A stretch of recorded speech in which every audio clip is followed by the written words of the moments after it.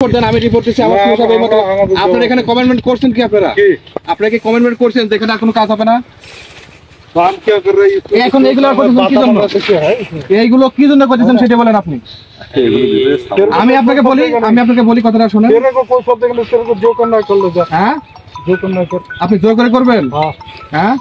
কেন আপনি কি বিশৃঙ্খলা সৃষ্টি করতে চাচ্ছেন বলেন लोग तो विसंगल करने के लिए आ रहे हैं আপনি তো করতেছেন এখানে আপনারা কমেন্টমেন্ট আমি বলি দাদা বলি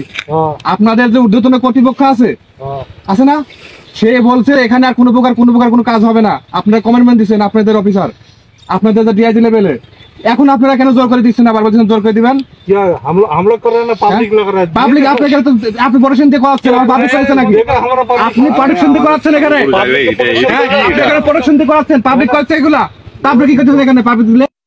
পাবলিক যদি আপনি কি করেন এখানে क्या আপনি এখানে কি করতেছেন हमारा देश है ड्यूटी তো আপনি পাবলিক দিয়ে করাচ্ছেন আর বলছেন পাবলিক দিয়ে আমরা করতেছি না कर रहे हैं কেন কথা বলতেছেন करता किस लिए কেন বলতেছেন